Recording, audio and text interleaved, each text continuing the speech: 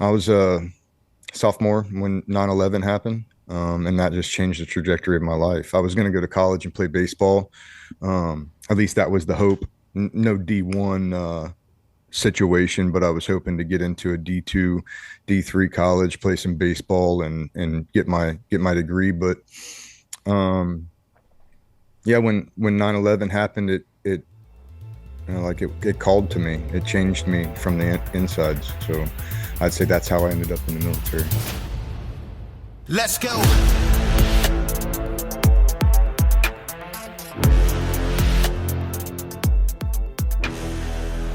Welcome to Citizen. We've got a special guest today, Ryan Rogers from Choices, Not Chances podcast. Is that right? Did I get all that right? That's correct. Sweet. Two white guys with beards talk about things is the new name of the show, I guess. You're in the Marine Corps, so how did you manage to spell your name correctly on the Zoom? Just got really lucky, really lucky. Yeah. Yeah. There's an old theory about evolution where if you give monkeys a typewriter and an infinite amount of time, eventually they'll make Shakespeare. Right? Eventually. Yeah. And it just takes a long time. Well, we'll see, right? So the Marine Corps ball got canceled. Did you hear about that? I did not. Yeah. The commandant just sent out a fucking letter this morning, I think, canceling it. What do you think about that? I mean, that's kind of weird. He said it was because of operational tempo and things. Yeah, I didn't hear that. I think that's strange. I'm sure there's going to still be people that have balls across the nation, at least retired and VFW. I know I'm heavily involved with the VFW, so we'll still have something for our people. But yeah, that's maybe concerning. But I mean, the geopolitical situation in the world is concerning. So I can't say it doesn't surprise me. It's weird though. Yeah, it is weird. I don't know if there's precedent for that. When's the last time it got canceled? I don't know if I've never heard of it being canceled. I think that the commandant just went into the hospital too. I read something about, I think he had some heart issues or heart attack. And I wouldn't think that would play a role there, but I'm not sure. Yeah, here's the letter. It's from General McPhillips, which is Mick Phillips. Really? Do you need two Irish names in one, you piece of shit? Anyways. Super Irish. He says, I hope this letter finds you in good health and high spirits. Regretfully, with a strong sense of duty, I write to inform you of the decision I had to make regarding the Marine Corps 248th ball, scheduled for 16 November. Due to unforeseen operational commitments in the nature of our current mission, it is with great regret that we must cancel this year's event. Our primary responsibility as Marines is to ensure the security and defense of our nation. It is this commitment to duty that has necessitated the cancellation of what would undoubtedly have been an exceptional evening of camaraderie and tradition, which means drunken debauchery. You can church it up all you want, but it's a shit show. Yeah, call it what you want to call it. Yeah, I've never heard of that before. I've never heard of this happening. It just makes me wonder if it's that unit, or maybe DC's ball or wherever that was supposed to be, or if they're saying there will be no ball, period. Yeah, I don't know. Who knows, man? Pretty wild. It is pretty wild. So before we get too deep into this shit, tell me about your background. Where'd you come from, and how did you get into the military? Yeah, I come from Ohio, a small farm town, Ohio. 90 kids in my graduating class or so, something like that. And, I'm a lot like the guys in my generation. I wasn't raised talking about politics. I had three brothers, mom and dad, nuclear family that remained all the way until I left Ohio to enlist. But I grew up hunting, trapping, playing sports, baseball, football, wrestling, and my brothers, very much in the same lane. I would say that I was raised by, two conservative parents, and I wouldn't say ultra conservative parents, but parents that leaned on the conservative values. Religion was in the home, and I can't say that I had, I wouldn't sit here and say that I had a, bad childhood. I had a great childhood, even though, probably in some of the younger days, it was really, really hard on my parents. They had four boys by the age of 23, and struggled early on. But my dad always found a way to make it happen. My mom always, kind of took care of us, um, and obviously my dad was around to take care of us too.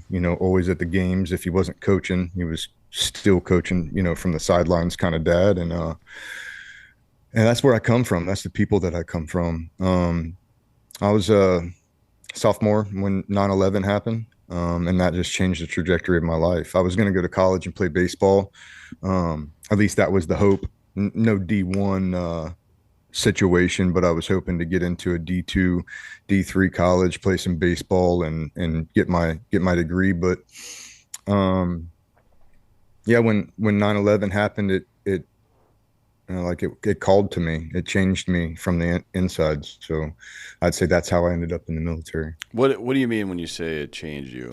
Like, so you're, you know, a lot of people, young men in that age, these days especially, but it's always been the case, are kind of looking for a rite of passage, some way to, join adulthood, because we don't really have hard rites of passage anymore. We don't get thrown out into the ocean and forced to swim back, or have to go out in the wild and kill something, or even the Jews still have bar mitzvahs, right? So there's Mm-hmm. there's some kind of cultural celebration of a rite of passage there, but for Western culture, generally speaking, it just doesn't exist anymore. So, but you had, good parents. You had some kind of goal, whether it was just you know, you had a purpose, right? Like you were going to use whatever skills you had to try to get an education and blah blah blah.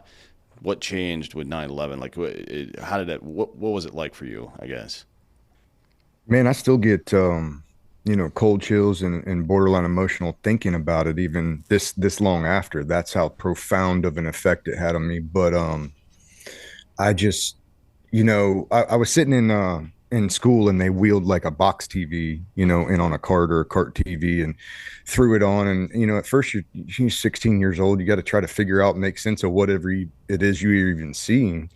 And it's like a bunch of my countrymen are dead, and I didn't even know, probably didn't even know what that meant at the time, but it was just I took it extremely personal.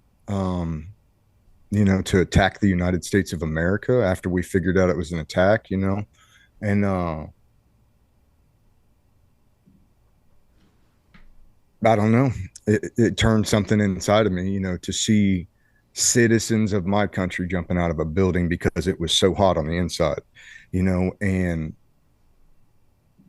it just turned me. It turned something inside of me, and I wanted retribution. I wanted vengeance for that. I wanted. I guess it would have just turned something in me that said that's not okay. And um, if not me, then who goes? Because I'm the next group coming around to be of age to go fight that war. So if you don't, like, who goes? Um, who goes? So I wanted to go. You don't need a draft. We have we have the best national treasures in our young men and women that come up and fight voluntarily for this country. And I think once I decided the route that I was going to take, it just became very easy for me. It's like I got to do this to get there, and I have to get there to get what it is that I want. And so that's what I set my sights on. Do you feel like you got revenge or retribution or even justice? I don't know if that was even possible. Um, and I don't know that it would make me feel better if I could say yes. Uh, I got to kill, I got to kill people that were the enemies of my country, and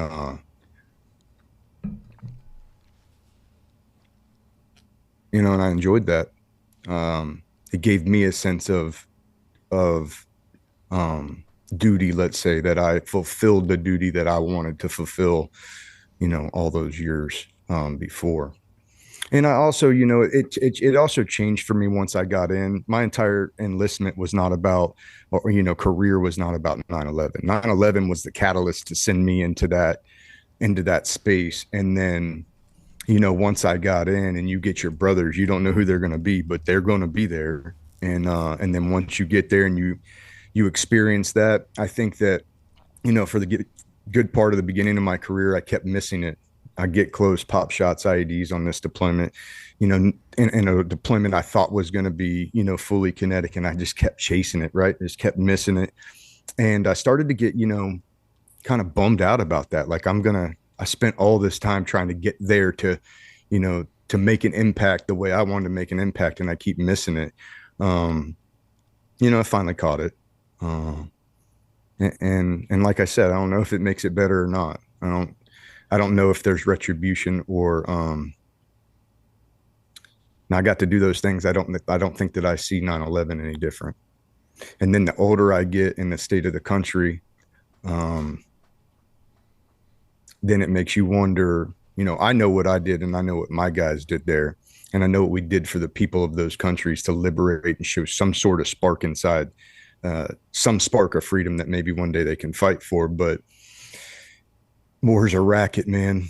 It's always been a racket and it'll continue to be a racket. So that I think the older you get, you start to see some of the things you did in your childhood or in your young adulthood, and you start to, just wonder. I find myself wondering about certain things sometimes. What did you spend time in Afghanistan? I did, yeah. And how was that? I mean, is that where you finally got to peel some wigs back, or where was it? Yeah, I did. I was a squad leader with 3rd Battalion, 6th Marines in Kilo Company, and I did the invasion of Marjah for Mashtarak in 2010. And we were Hilo Company, and they sit us down in the middle of the city of Marjah, northern Marjah. And then 2 battalions pressed from the outsides of the city, 3 battalions worth of people, a couple Kandaks, ANA, and they pushed them to us, and we got it on for about 7 straight months. I mean, there was pockets where they would calm down, but yeah, it was wild. We got a lot of. It was kinetic the whole way. So, yeah, I think there's a huge difference between Iraq and Afghanistan. Like when I was in Iraq, we fought Jaish al-Mahdi mostly, the Mahdi army, right? Which is not who our original enemy in that country was. Our original enemy was the Ba'ath Party. Saddam Hussein and the Sunni Muslims that were the minority. There's like 16% of the country that controlled that country for several decades. But they got wiped out pretty quick, right? And then there was a lull period, I guess. And then Jaish al-Mahdi kind of kicked up. Muqtada al-Sadr and those assholes started to, you know, get more and more confident about, I guess, exacting revenge on the Sunni who had been fucking them up for so many years. But that was our primary enemy at the time. We very rarely ran into any kind of Sunnis. As a matter of fact, we stood up these battalions called the Sons of Iraq to fight back against the Shia Sons of Iraq, who eventually became ISIS. So that may have been a mistake. Who knows? But yeah, that was like, I feel like, what was that? Don't press things. I feel like we never really fought a real enemy over there. It was more like we were police. You know what I mean? Like we were fighting Jaish al-Mahdi, who were victimizing the Sunni community. We were fighting back against them, and they would attack us too because we were there. But it was almost like being police. In Afghanistan, you're talking about the Taliban, right? Who prey on pretty much everybody, right? That's a true authoritarian regime. They prey on everybody. They don't. I don't think the Taliban even has a goal. They just want to be in power and fuck people up. So you actually got to fight some real shitheads. And the people in Afghanistan will stand and fight too. In Iraq, they just take a couple shots and run away like bitches. Although we did, we fucked a bunch of people up. But how was it in Afghanistan from your perspective? Yeah, so my Iraq deployment was much the same as what you're talking about, some pop shots, some IEDs. Now I wasn't there in the main, awakening. The Marines did some crazy things in Anbar province, Steel Fist and Iron Curtain, these different operations where they just went through and leveled towns because that's what it took. But I didn't have that experience. But in Marjah, I mean, when we stepped off the bird, I mean, I ended up writing a book about it called Lions of Marjah. And I talk all about that deployment from stepping off of the bird to, getting back on it. It was wild. My entire career up to that point, everything had been a dry hole. Every raid, every hit, every deployment, had been slow and way better than what it was projected to us by intelligence and such. Marjah wasn't that. It was under projected as far as enemy strength. and it was just wild. I mean, getting off the bird, there was technical vehicles firing up at other birds that were dropping A off, and you know, it was wide open the whole way. I was able to utilize every weapon system organic to an infantry squad. Um, Able to call in polar grid and shift fire missions with 82s and 60s, HIMAR rockets. I mean, we just it was an entire career's worth of combat packed into 7 months, 7.5 months. I mean, and including the loss, I got to experience the best and the worst side of humanity in 7 months, and put people in the ground that were my friends, and and put people in the ground that were my enemy.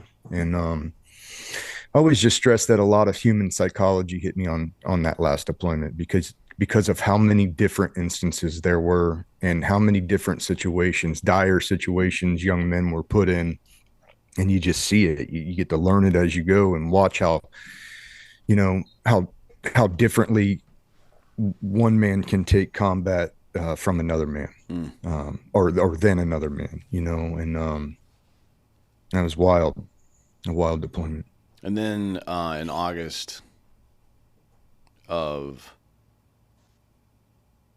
2021, it all kind of fell. I mean, I kind of feel like most of us knew this shit was going to happen, right? Like I don't know, Felt like it. I don't know any gunfighter that thought that Afghanistan was going to stand up after we fucking left. To be honest, I mean, I've heard it from officers, but they don't know shit. So, Yeah. uh, so we get to watch it play out on the news. We're doing rescue operations. We abandoned Bagram. We see fucking people once again falling off of fucking planes. Like we saw them fall off of helicopters in Vietnam. That must have, like, I was never in Afghanistan, but it pissed me off. I can only imagine how angry people who actually chewed that dirt felt. Yeah, man, that was tough. And like you said, I seen it coming. I seen it coming from way out.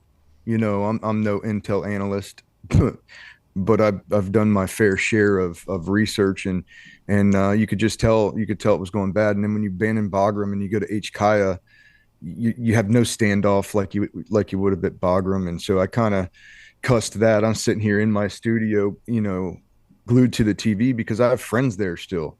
I have interpreters that worked alongside me and saved me in several occasions in that one deployment.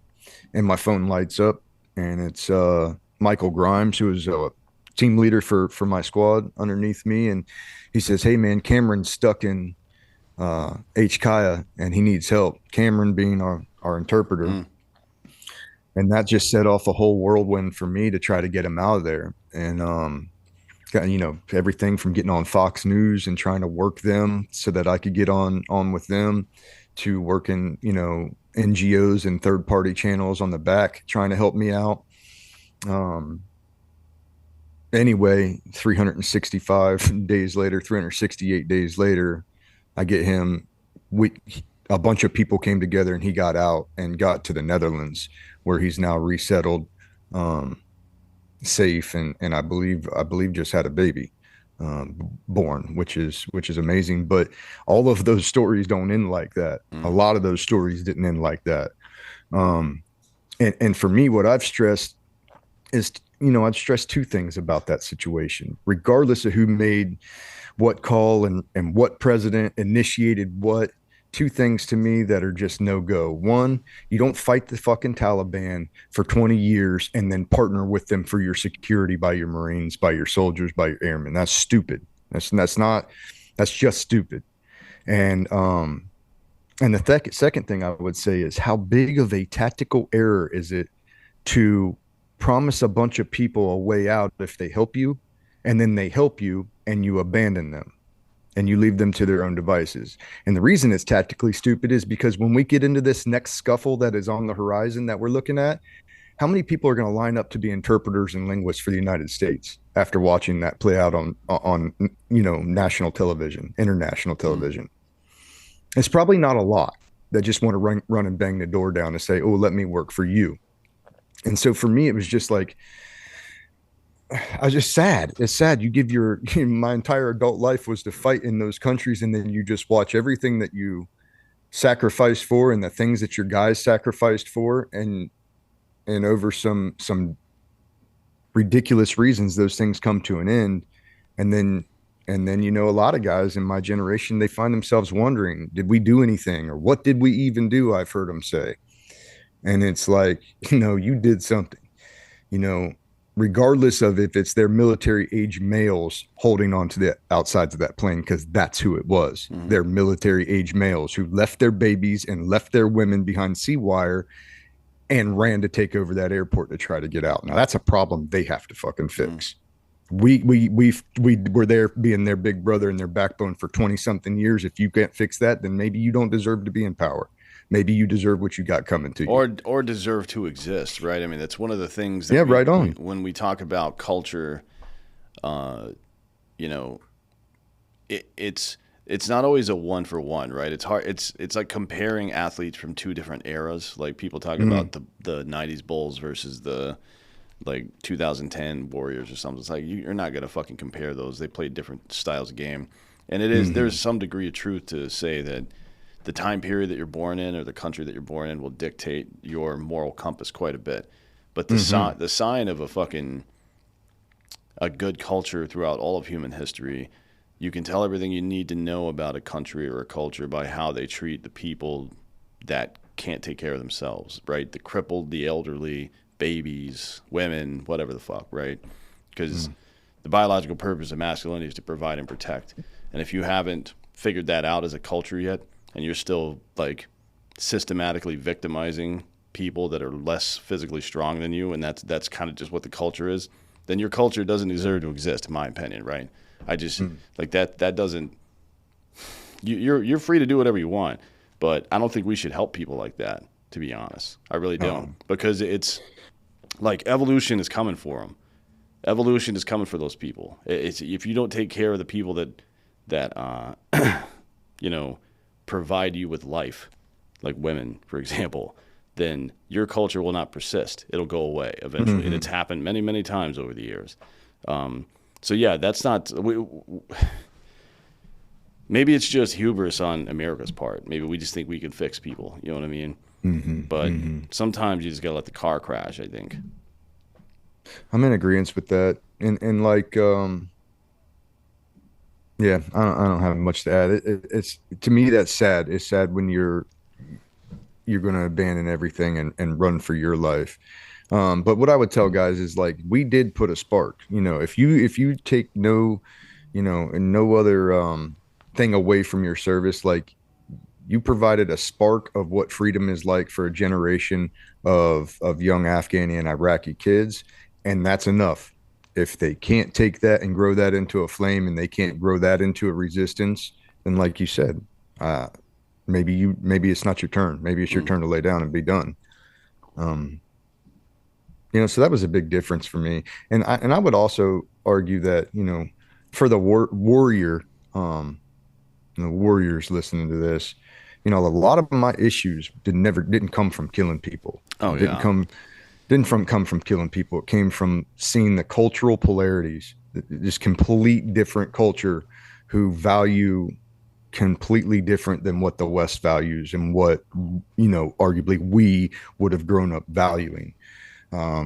Their lack of value on human life, on children, on disabled, is enough to give a regular person nightmares, man. And that's the things that struck me about war. I think I was prepared for the rest of it, but I was not prepared for some of the cultural differences that I witnessed on the other side of the world. Yeah, I mean it's I don't.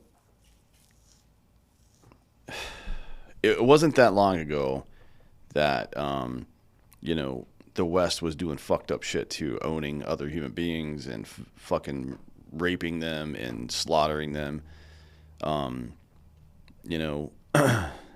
Especially slaves. I mean, it was pretty routine to rape slaves back in the day, and that was something that was pretty pervasive. So if you go back far enough, nobody is innocent. You know what I mean?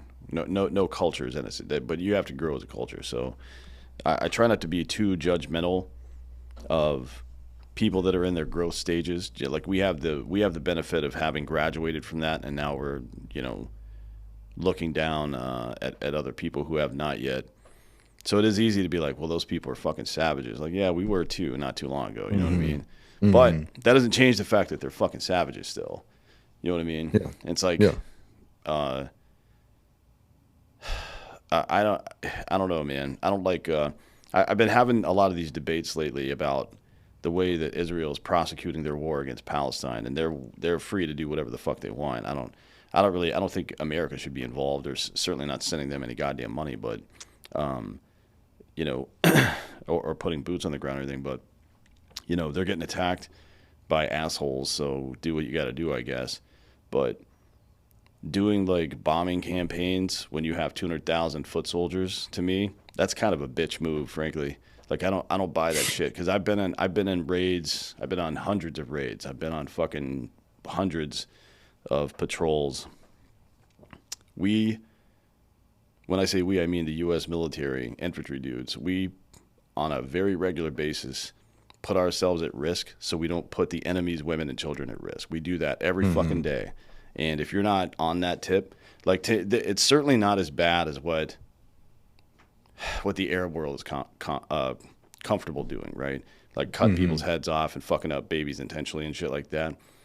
So there's degrees to this shit, but I don't agree with that either. Like I would much rather put my own life at risk than just drop a fucking bomb on something and hope that no kids die. I'm not in any Yeah. way comfortable with that shit. So I don't like kids dying. I don't like innocent I don't like collateral damage. But one thing I can assure everybody is that when you go to war, when two places go to war and bring their wills upon each other, that will absolutely happen every single oh time. yeah. Um, as far as what I would be comfortable with, I mean, look at our look at our shock and awe campaign when we went into Iraq. I mean, there wasn't a whole lot of love lost then Mm. for citizens. We let them know what was happening, and it's like you can get out or you cannot get out. And that's completely up to you.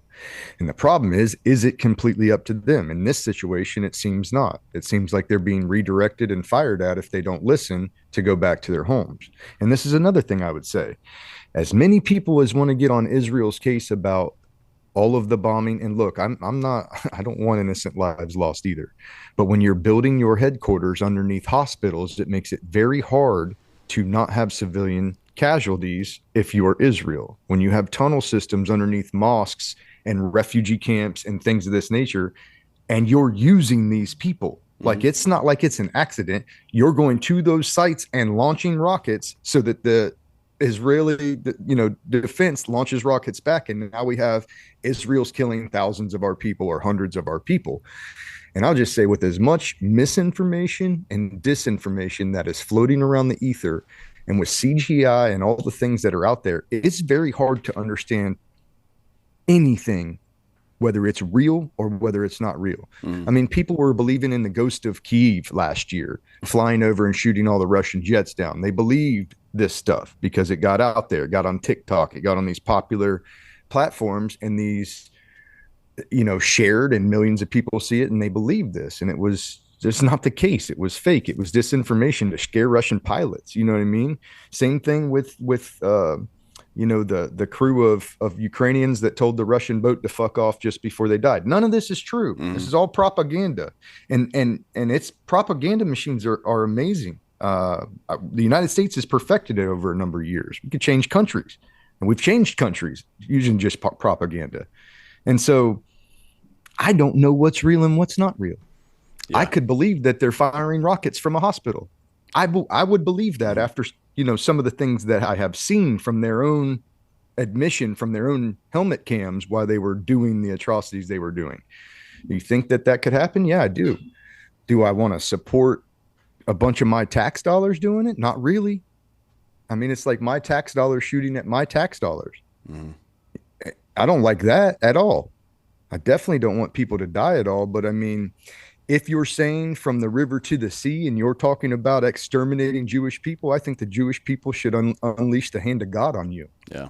And if you want out of it, get out of it, because Yeah, it's only yeah. going to get worse. I agree with that 100%. I think every fucking member of Hamas or Hezbollah or anybody that supports them should be fucking slaughtered, frankly. I don't give a fuck about those people. They're cancer, and you don't negotiate with cancer. Can't. My issue is So yesterday or sometime 30, let's say it's 36 hours ago, Israel got intel that there was a Hamas commander in the largest refugee camp in Gaza, and they dropped fucking bombs on it and killed a bunch of people that had nothing to do with anything. Maybe they did, maybe they didn't, but it was a bunch of women and kids there, and Israel admitted it. So this isn't one of those, you know, I guess That's myths or sad. I mean, that's disinformation thing. hard. But it's like for me, if I hear about like we have tier one operators, Israel's got tier one and tier two operators as well. What the fuck are we doing here? Like you really let this thing fester to the degree because they control all the shipping in and out of Palestine. You know what I mean? It's not like this is a fucking open country or something. They control all this stuff. I very and they also fund it, right? In addition to the United States, everybody's like Hamas trained in Iran. Yes, yep, they sure did. Now, how did they afford the tickets to get there? You know what I mean? It was American taxpayers gave them that money via Qatar, like we have been since the early part of the 2000s. So, you know, this, I don't know, man.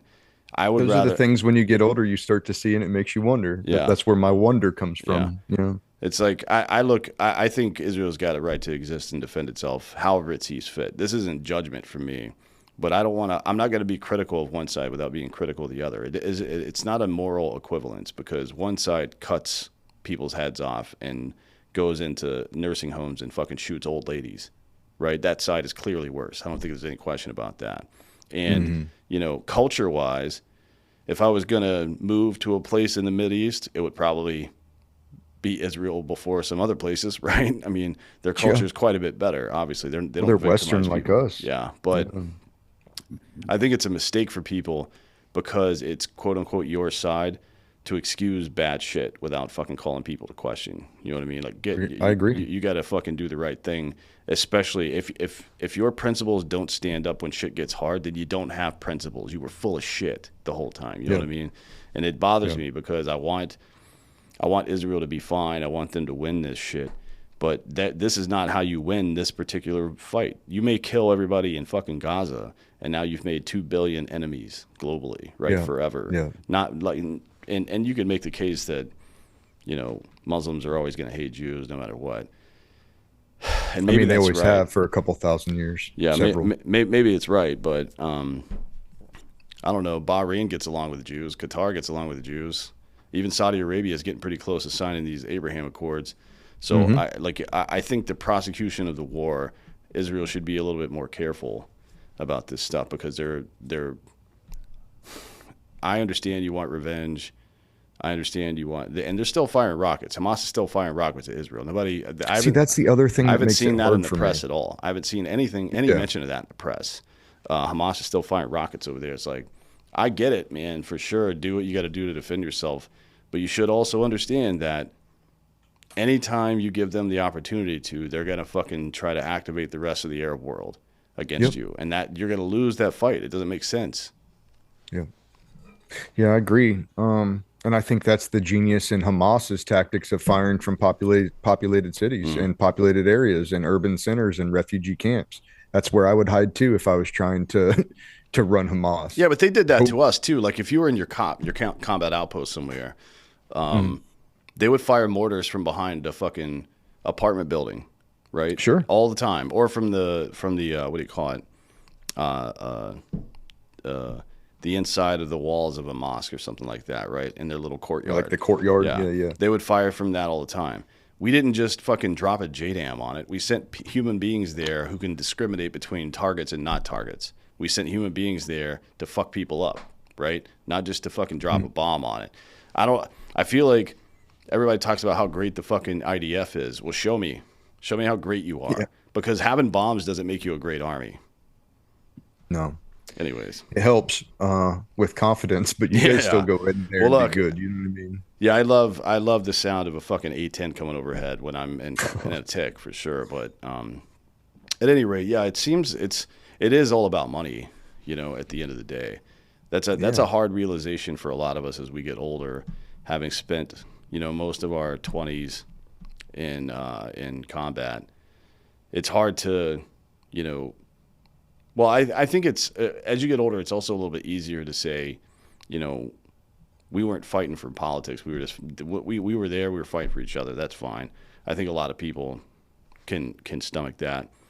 But I'm completely settled by that. yeah, I was afforded the right to go fight in life's ultimate arena and be able to prove myself to myself, if nothing else, and to my men, if you needed something yeah, greater. And like to be able to do that, there's not many people that are able to do that.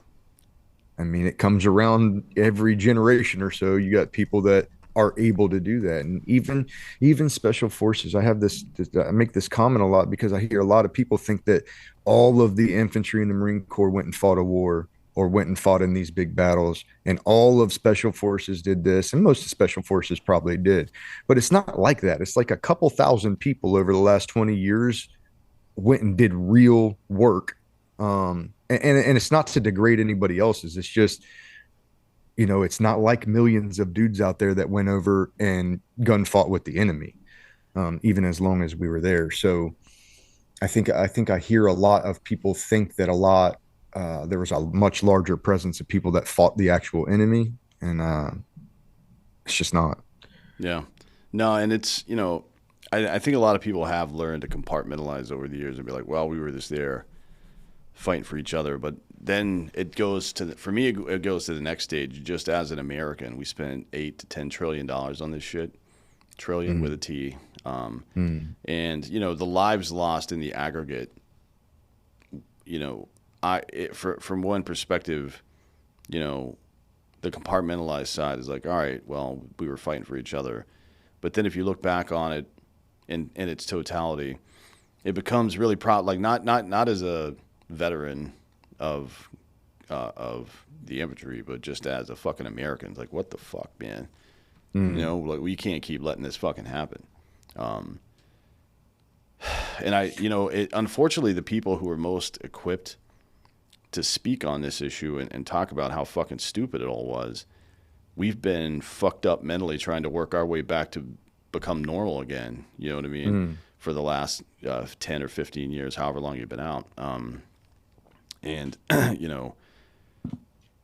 it's just now that people like us are starting, not just now, but because I've been doing it for years, but for a lot of people, it's recently, especially with the Afghan withdrawal, it's like, we don't want our kids involved in this shit anymore. You know what I mean? And there's a massive, what they call a recruit. I don't think there's a recruiting crisis at all. I think there's a crisis of leadership. You know what I mean? Trust. Like nobody trust fucking, crisis. nobody trusts your fucking bullshit anymore. It ain't easy to sign your life away and go overseas and fucking fight. It's not easy to come back and have to live a normal life. It's not easy to be there and have your life going on without you there. You know what I mean? All this stuff fucking sucks. So it has to be for something, and the individual warrior needs to know that it's for something. It used to be pretty simple. Right now, it's not quite so simple. I'm not sure how we're gonna prosecute the next war that we have, whatever it happens to be, because who the fuck is joining the military at this point? Well, most the Marines are making their mission, so we still have that. But yeah, it's rough. Recruiting's rough, and it's like I can't really blame them because you gotta believe in it. You're not, like you said, you're not going to sign your name and do this hard stuff in something that for something you don't believe in.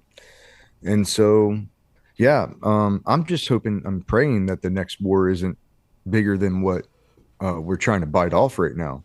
They're trying to bite off a pretty good sized chunk if they don't stop messing around. I'm just talking about allies, not even just America, but the entire alliance. Then the kids of America will find out. We'll find out how soft we've gotten. Yeah. Yeah, well, I mean, it's even in the Marine Corps. So kids, recruits on their way to boot camp are getting fucking like B vitamin and calcium shots now because their bones are fucking bullshit. It's like, damn, man. I hope you don't have to lift anything heavy anytime soon. That might be a problem.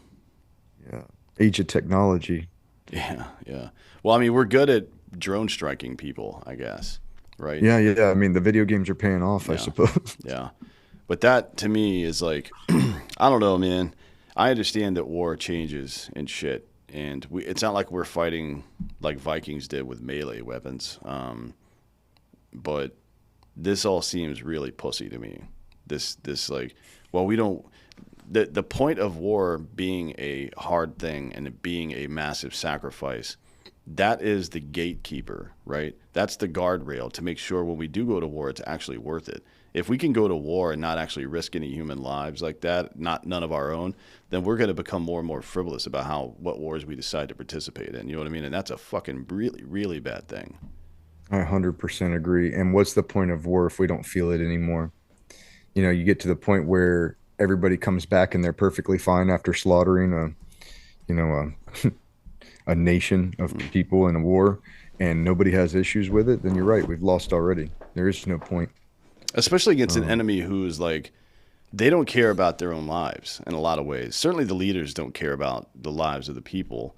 Sure. And for a lot of these fighters, you know, they've convinced them that their life isn't necessarily what matters. It's the religion or the country or whatever the fuck, right? Whatever eternal reward they might receive. Like,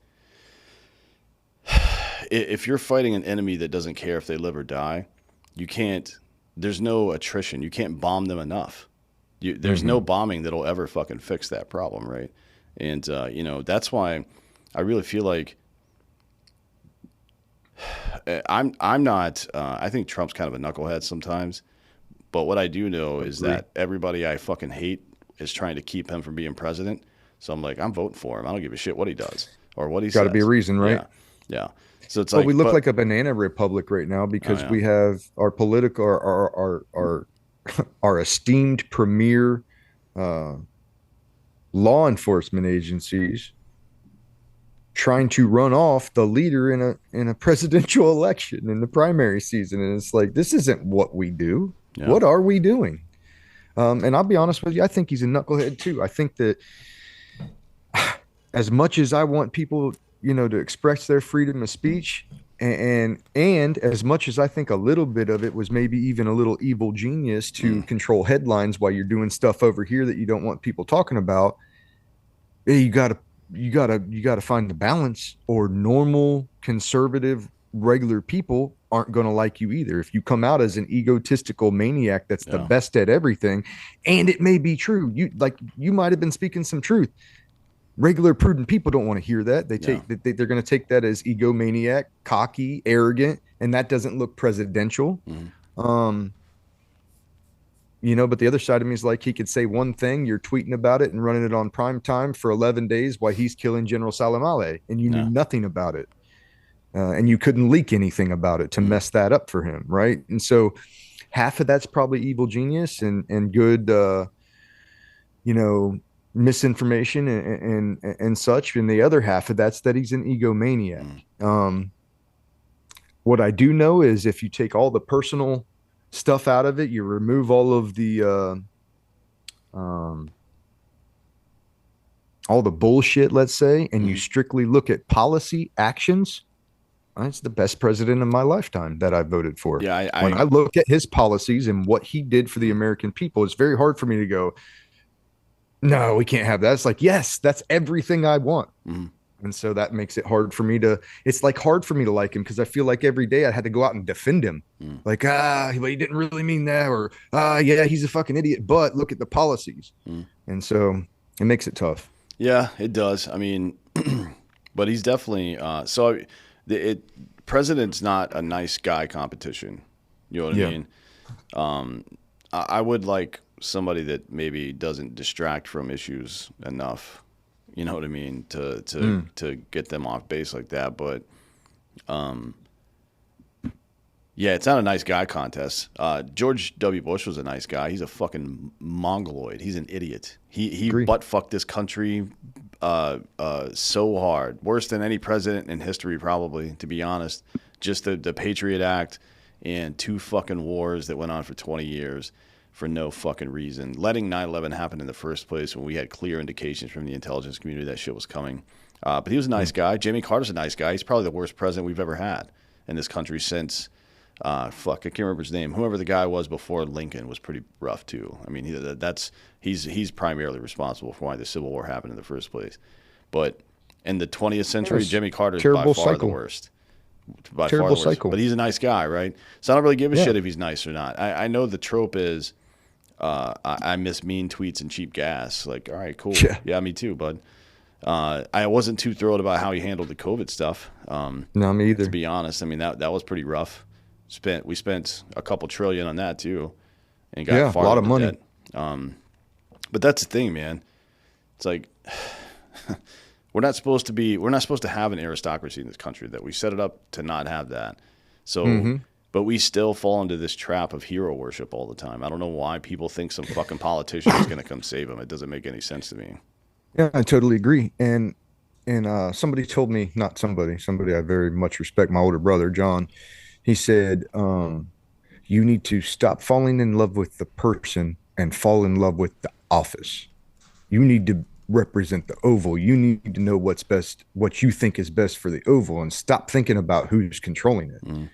What is best for that? And then take the character, Trump, Biden, whoever, Bush, whatever character it is, remove them from it, boil it down to policies, and say which one of these policies out of this group of policies best fits the Oval Office of the United States of America. That's the highest office. Mm-hmm. So when we look at this, let's just keep in the back of our minds that America is the light, right? They're the city on the hill. We are what is going to be the tone for the rest of the world of what is right and what is honorable. And so we need to make sure what we put in that oval is something that we align with on a real level, because when it's not, this is what happens. When you put a weakling in there and he's leveraged, bad times are coming. And we did that. Well, maybe we did. Or maybe, yeah, maybe we did. Yeah. Yeah, I don't, who knows about that, but yeah, you're definitely right. I mean, the one thing you can't be in that position is weak. That's what Jimmy Carter learned as well. He was a nice guy, but he was fucking weak. Iran kidnapped a bunch of our students, and he just kind of like soft negotiated with them. We should have started cutting people's heads off. You know what I mean? And that's why he never won re-election in 1980. That's why he lost to Reagan. Yeah. But from Trump's perspective, I wasn't. The COVID stuff he did was fucking stupid. Pretty much everything he did in handling that was dumb. And now he's kind of trying. I don't know why he won't admit it, to be honest. I think a lot of people would really appreciate it if he said, you know what, I fucked up, but I'm not going to let that shit happen to you again.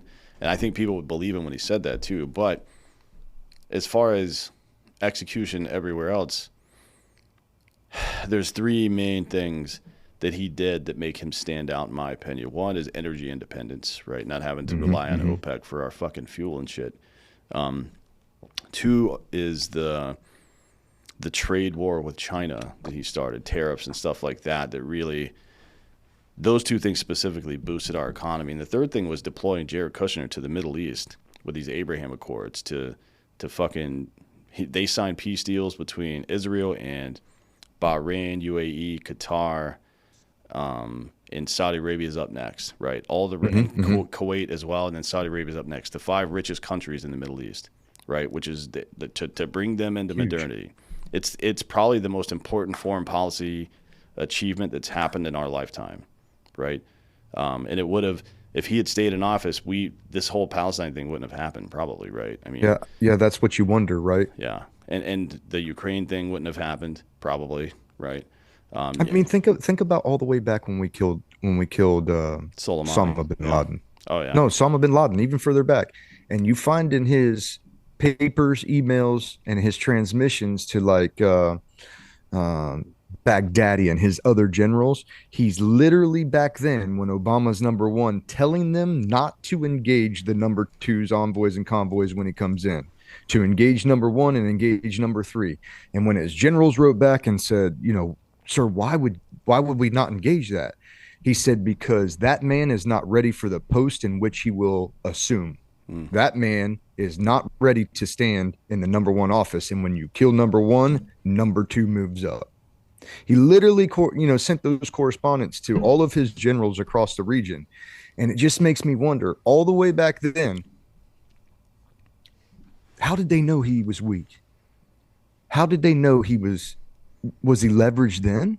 And it makes me wonder that, Well, like, the how stuff did with Osama Burisma bin goes Laden back know to he couldn't? 2013, 14, right? Between Hunter, Joe, and fucking Joe's older brother. That shit with Burisma goes all the way back to 2013 and 14, I believe. So they would have known. Well, that was 2011 when UBL Yeah, got that's what I'm killed, saying. but It's before that. yeah. Hard to say, man. I mean, he's been in Yeah. public service for 50 years almost. At that point, Yeah. 40 years. So Yeah. I'm sure they knew he was compromised. I mean, he's a fucking idiot too, but he at least could speak intelligently back there, or Yeah. Yeah. not intelligently, intelligibly. Sorry, Yeah, I you can can understand. understand the words, not the meaning. But yeah, that's a good question. I don't know. I never really thought about that. Yeah, it's weird. Yeah. But now we are here, right? We're here. There's nothing to be done. Like we can bitch and moan. There's a lot of people who are like,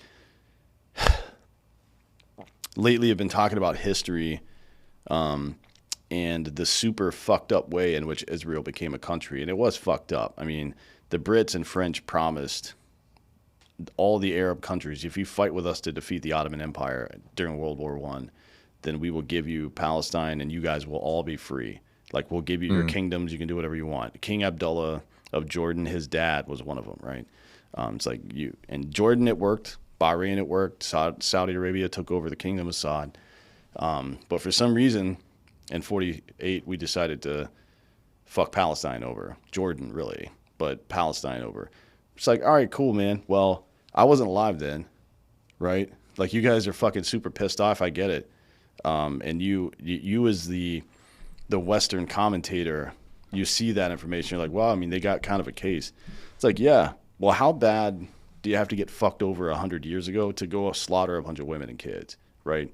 Like there's obviously been a line crossed here, and you got to go, right? There's people that have a legitimate complaint, and you should fucking try to work towards fixing that issue if you're, a member of that fucking particular community.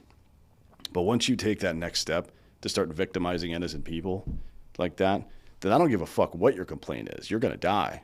That's it, right? Mm-hmm. Yeah, if you're doing it to allies of the United States, you're going to. Um, and it even goes depending on how religious or, biblically read in people are. This goes back to Abraham. It goes back to the Bible, where he was supposed to have a boy given to him to carry on the lineage. Ended up being Isaac, but before Isaac came, Sarah told Hagar to come and move in the house, which was like a handmaiden. She comes in, right, and then she starts telling Abraham, to fulfill the prophecy, you're going to have to lay with Hagar. Then Ishmael comes. Now you got Ishmael and Hagar, which become the state of Islam after God cast them back out into the desert. And then you have Isaac and Abraham, that that are the other side,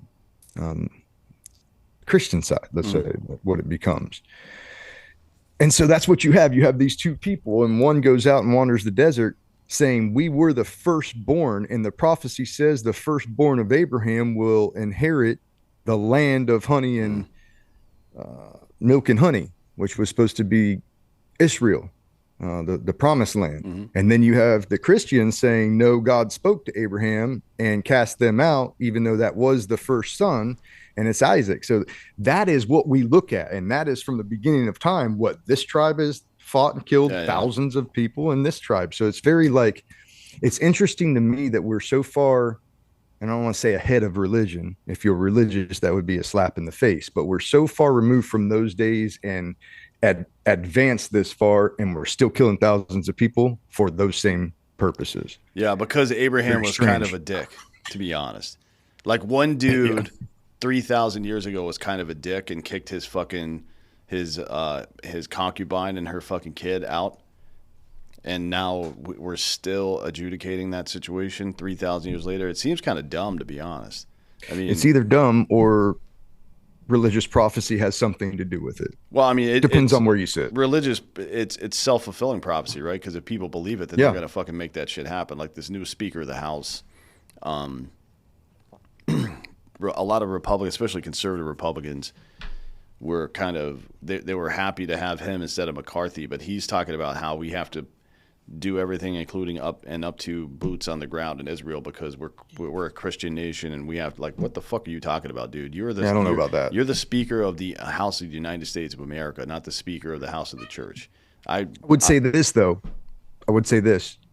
If I was president of the United States and you captured American citizens in a kill fest, it'd be very hard for me not to come get you where you sleep. Oh yeah. I mean, well, Very so hard. that's the one part where I'm kind of confused, because I know we've got tier 1 operators in the area right now.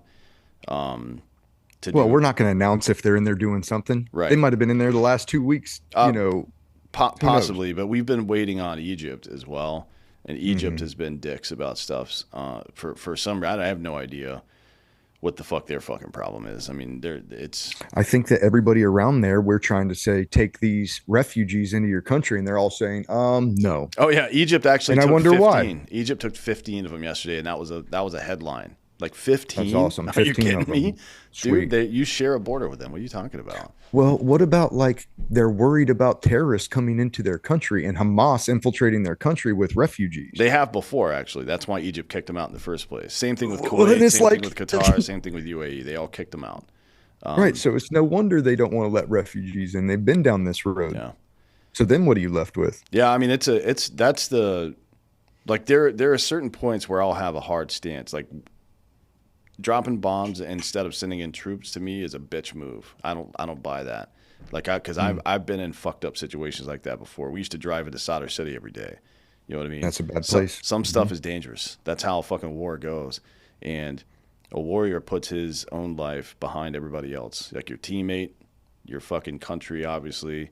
But the thing that makes us different, in my opinion, is that we put the lives of even the enemies weak ahead of our own, right? Yeah. And that's not what Israel's doing right now, because they're fucking pissed off, and I think they're going to regret it at some point. Maybe they won't. Maybe they may. don't see Palestine as people, Palestinians rather, as people. They're just like fucking terrorists to them. Maybe, I don't know. Because we felt like that after 9/11. A lot of us did, until we got a little older and wiser. But I think I would just say that if you're America, it's hard for me to say that we could second guess, or like you said, try to usher them and tell them what to do, because on 9/12 you weren't telling us shit about where we were going, what we were doing. And yeah, but it would have been gonna nice if somebody had, wouldn't it? It would have been nice it would have been nice even inside of America if the adults in the room would be like, hey, let's slow down a little bit. Let's slow down. Let's think about what we're doing here, because we're making laws like the Patriot Act that have nothing to do with any of this shit, that are going to exist forever. We're going to fucking do a lot of stuff. Are we actually targeting the right people? What's the mission creep going to look like? And what's the blowback going to look like as well? I think is a big problem, because Israel, in my opinion, Israel right now, the way they're behaving, they're not taking blowback into consideration. And look, it's your right. No. It's your right to get revenge and defend yourself and shit. I just want somebody to fucking pump the brakes a little bit. Like, hey, let's. And maybe that's what the United States is trying to get them to do. I know everybody's hating on Joe Biden, the entire administration, for trying to get them to pump the brakes a little bit. I think the U.S. admin so far has handled it pretty well, actually. Like, surprisingly well, considering how incompetent he's been about everything else. Yeah. We'll see. Yeah, no, I mean, I agree with you. I think at least, you don't want to tiptoe into World War III. And that very well with these. And I hate to say that, because everybody always wants to like fear monger and shit, but I've been to war and I don't want war. I don't want World War. But when you have a bunch of communists and Axis Axis allies aligning and going and meeting and seeing and then making big statements to the United States, and this isn't in the Middle East, it's everywhere. Russia, China, South America now over with China talking, doing their thing. When you start to see that, and then you see Israel, United States, most of the westernized countries aligning up, and then you have the Supreme Allied Commander, 4-star general, 3 or 4-star general with the United States Marine Corps, like call people to the war table for the alliance. It's like, that's not me trying to scare anybody. It's like, I'm just telling you what I'm seeing, and we don't want to be on the bad side of that or on the wrong side of that. Yeah. And Israel doesn't either. No, I don't think so. I do agree with you. Like, That's one. I had a conversation with a friend of mine about how I don't think the U.S. should be involved in this, and she said, Mhm. "What about the hostages?" I'm like, "Well, that's a different story, right? We had like that's what SEAL Team 6, DevGru, that's what Delta, whatever you want to call them, that's what they Mhm. specialize in, right? Mhm. We have a unit, we have two tier one units that are specifically designed to do exactly that thing, right? So yeah, I think we should be fucking doing that for sure. Why not? Why are we? I mean, in the most brutal and savage way possible. Frankly, it's one thing to drop Yeah. bombs on a place because you think a Hamas commander's there and you don't really care about the fallout that much because you think it's worth it. It's another thing entirely to get in my fucking way when I'm going to physically go get my people. If you get in my way, you're fucking dead. I don't care who you are, right? And So you rate that. Yeah. yeah, I mean, Nobody's going to argue about that. yeah, I think that's pretty clear. So maybe we're doing that and we just don't know about it. I hope so. It would be really, as much as we've embarrassed ourselves on the national stage from a leadership standpoint militarily over the last fucking 2 or 3 years, that would be the worst, is to leave your people hanging like that. So hopefully that's not going It'd be on. terrible. Yeah. And, you know, part of me says, are they alive still? And I said that in the beginning, like they're Mm, not keeping these people. And then hostages start getting released and they yeah. start working deals through Qatar and different places. And I'm like, okay, somebody's working deals and I don't care who it is. You know, I've gotten to a point where I wake up every single day and I say a prayer for the leadership of this country and other countries, because whether you like Joe Biden or not, Joe Biden is who the fuck we have. Yeah. And that means we need to hope every single day that he makes wise, good decisions and that the people around him guide him in the right place. It seems cliche, but we're only one generation from not existing Mm, anymore. People don't want to think that because of how powerful the United States is, like too big to fail, right? No, not really. The empires have failed over and over and over. They have a shelf life, they come and they go. And so history would teach us that, yeah, it doesn't matter if you're the Roman Empire, it will fall. It will fall to the ground if you don't foster it. You don't foster and take care of and protect the things that you stand for. hmm Um, we need that bad. Yeah, we definitely do. We need leadership badly. And, you know, a lot of it comes from just people with experience putting their fucking message out. You know, we're not all right all the time. We fucking get tuned up a little bit and say some fucked up shit sometimes. And we definitely have a different perspective than other people because we've done violence on a pretty regular basis, you know, for a Mm. large period of our lives. But, you know, I think having the voices out there, having conversations and you know, trying to fucking figure out solutions to this stuff is important. You've got a show called Choices Not Chances. What's that about? Same kind of thing, man. A catalyst was the book. I wrote the book, and a lot of people started hitting me up, thanking me for putting it into the words. And I didn't write it for anybody else. I wrote it for me, my squad, and my family, like to know one day what it was like, or at least have that. Um, and so the support and the outreach that I got, not from my guys, they were like, yeah, it's awesome. It's dope. Glad we got this. But I started getting outreach from people, from family members, from people who their kids didn't talk about it at all when they came home, but they were noticeably different. Um, and I just thought, for every one story that a Jocko Willink or a Jack Carr or um, Andy Stump, for every one story that these guys tell, there's 1,000 other dudes that did the exact same line of things and should be. The more of those we put out, the more that the upcoming generation of warfighters can digest that information, and then they go into their careers with more essay, let's say, than somebody who obviously didn't have that experience, Mm-hmm. either virtually or through a story or through a recording or through something. And for me, it was like I went to college for Homeland Security. I wanted to do the whole DHS and federal government thing. So had that GI Bill and went for Homeland Security and graduated cum laude. Did not want to go into Homeland Security anymore. Did not want to work for the federal government anymore. And while I was getting that degree, I was watching Jocko and Joe Rogan primarily, a little bit of Jordan Peterson. And from those three programs, I learned 10x the amount of knowledge that I took in for the 1 degree program in a couple of years that it took me.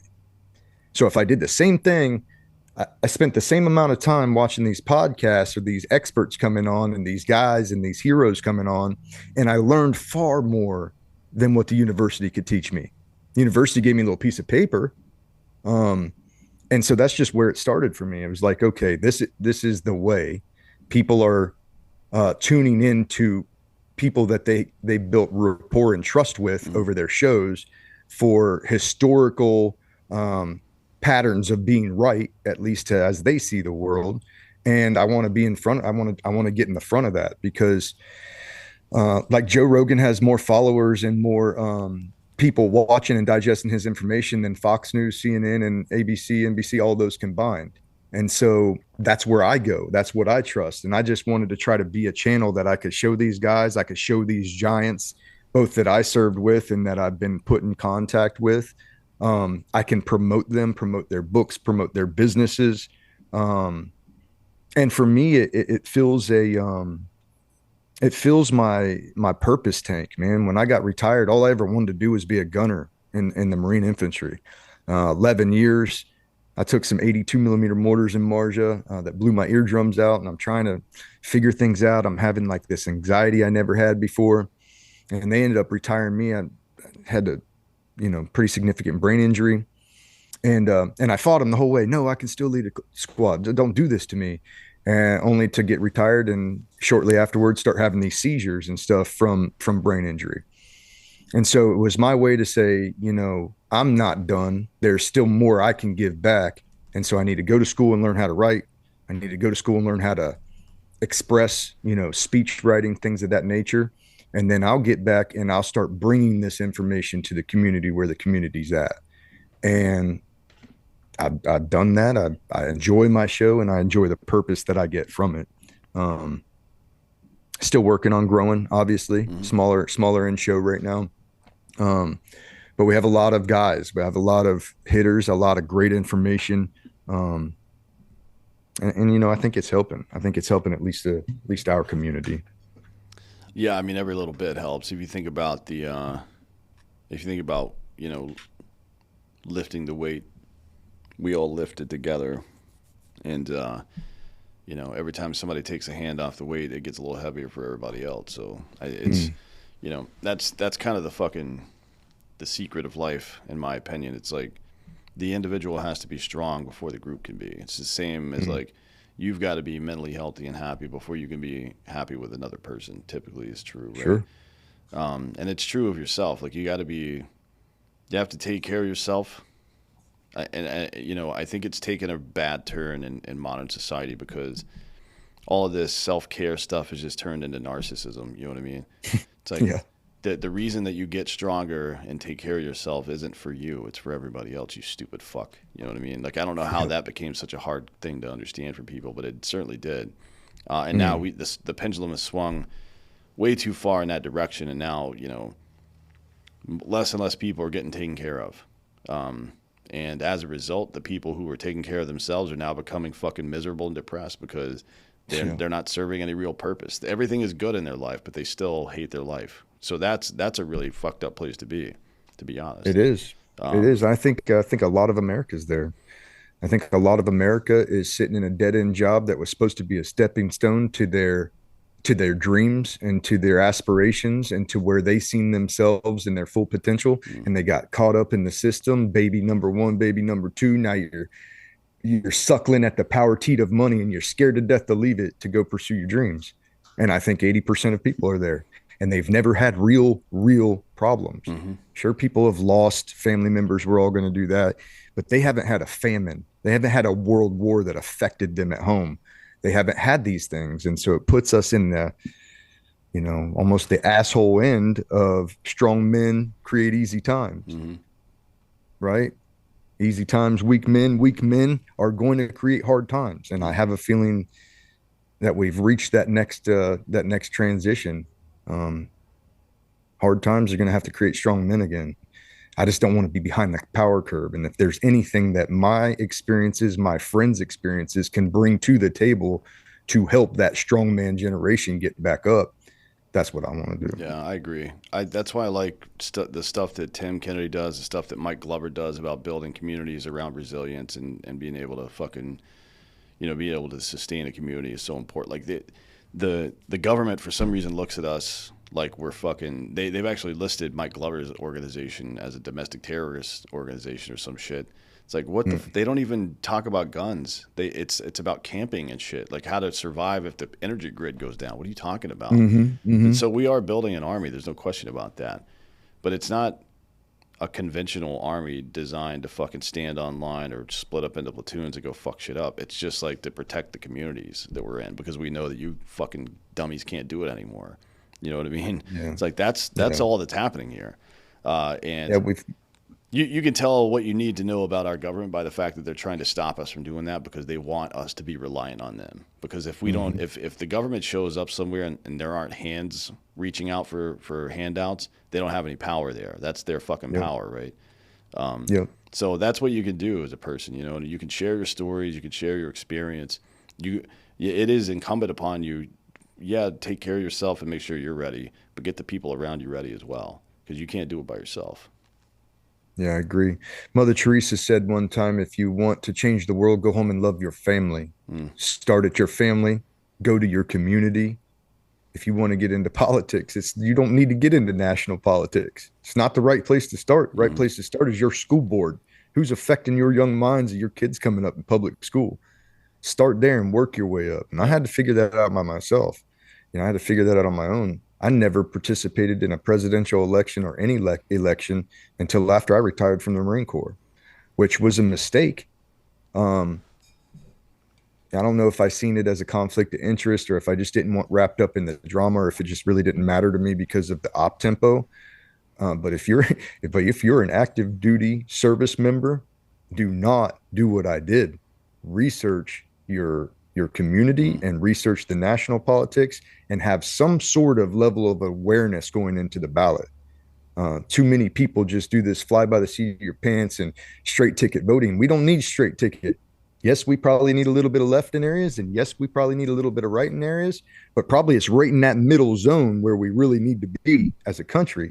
But if nobody's doing their due diligence and they're just going off of whatever hyperbole and mis and disinformation comes across the ether waves, then you're doing yourself and us as citizens of this country a disservice. Yeah, I agree 100%. Yeah. Well, look, thanks for coming today. We got to get out of here, but tell everybody where they can find you on the interwebs. Yeah, man. Choices Not Chances podcast on all the social medias. We're on YouTube, Spotify, Apple Podcast, and then you can find the book Lines of Marjah at on Amazon, or you can hit me up on any of the DMs for that. Sweet. Well, thanks for coming today, man. I really appreciate the conversation. Yeah, me too. I appreciate you having me on. Yes, sir. And thank you all for listening. This has been Citizen.